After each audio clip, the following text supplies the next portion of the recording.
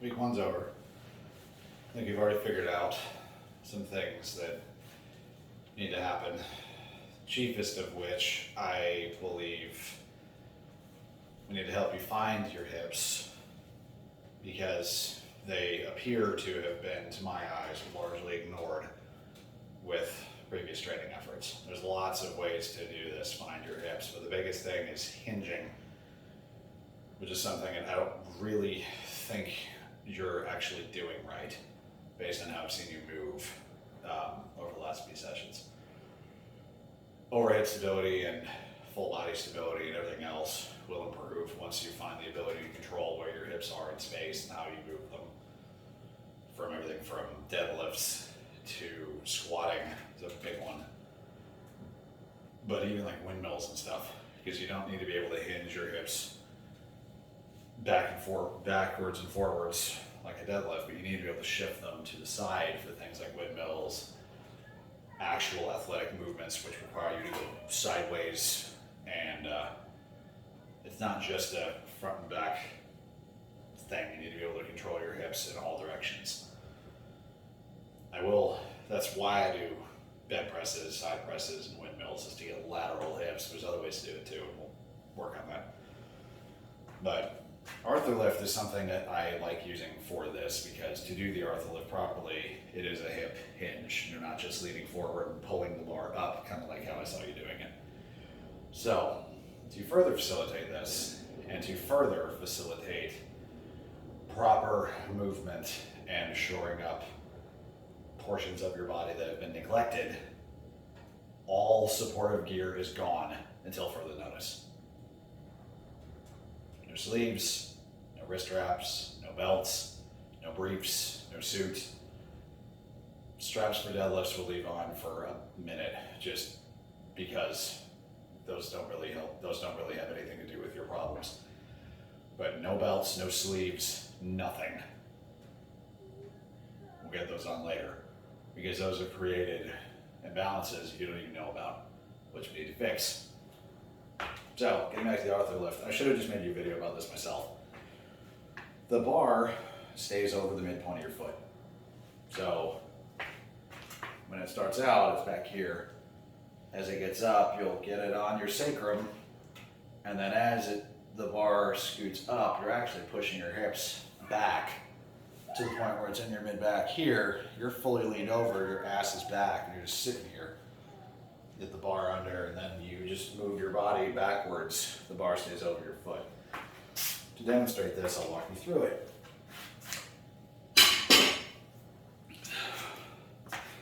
So, bar's behind me, obviously.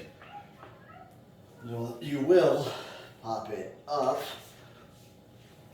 on your sacrum, and they can just chill there. Now, instead of what you did, I'll try to do it, like pulling it up before you flip it. No, you're gonna push your ass back like this. Now, it's up high enough that you can flip your arms around. I'm just not gonna sit here. I can take a nap like this because I'm sitting back in my hips. And from there, pop it upwards like that. Then you can go do whatever you want to do.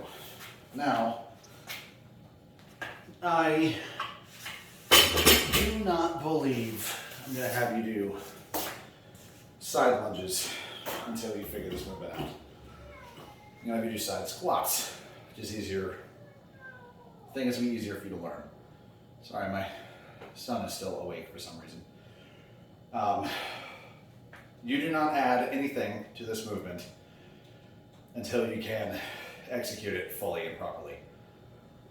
This is the first case of the lesson where unilateral movements aren't. Unilateral movements are not unilateral. The only ones that are if you're doing like a bicep curl on a machine and you're literally not moving except for that one arm. This is not. You would think what I'm about to do is for my left leg, but it's just as much for the inside of my right leg as it is for the push of my left. So you will get into a ungodly wide stance like way wider than you would squat with, like a sumo. I'm gonna sumo wrestle somebody stance, like an actual sumo stance, way the hell wide. And your feet will not move. You're just gonna go down from one leg to the other.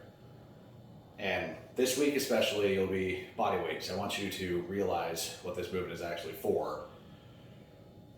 Is shifting the hips sideways and learning how to pull with one leg while pushing with the other. So the point of this is not to go to parallel. The point of this is to sit your ass on your ankle. So you'll get your brace. We'll figure this out with body weight for now. You will go down to the side. You'll let this foot kind of roll.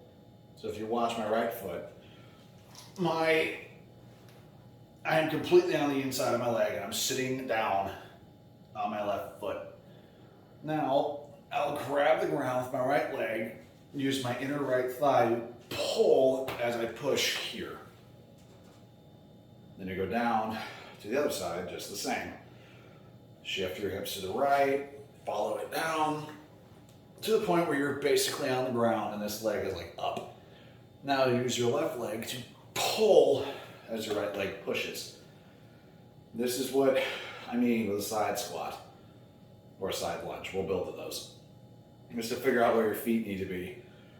And if you need to move in and out a little bit, you can. But you should ultimately be able to fully sit down and pull up. Fully sit down and pull up. With the foot you're sitting down on, that foot stays flat on the ground. Side and up. Side and up. This is one of those where once we do start adding weight, the weight you add here will add double onto your squat. Like when I'm free squatting 450, I'm able to do near 200 per leg. My friend James Fuller, when he could squat 500 raw, he could do side lunges with 225 easily. Like this will add in spades to your squat. It will blast your adductors. Another one I'm going to have you do is a box deadlift. Here's what I mean. This is where those wooden plyo boxes will come into play. You're going to have a box or something that your calves will be in contact with. So, sideways. You'll have something where your lower leg is vertical and in contact with. Your lower leg will not move. It will stay in contact with this object the entire time. So, your deadlift will start here. Notice how your lower leg stays vertical because it's against something. So you have to get your hips way the hell back. And then for reps, just go down and up like normal. But to keep your lower leg touching the box the whole time, stay vertical the whole time, you have to push your pelvis way the hell back. And the movement is not pulling upwards with your back, it's shoving your pelvis forward as your lower legs stay vertical the entire time. This is probably the best hamstring movement I've ever done. Because you're starting from the bottom on the ground with your hamstrings fully stretched and then shoving your pelvis forward like so. So that is a hamstring exercise you will hate, but will force you to hinge, which will help everything else. Now windmills will keep working, but I'll tone the bodyweight stuff down and we'll have everything else up slowly. This will be a fun process for you.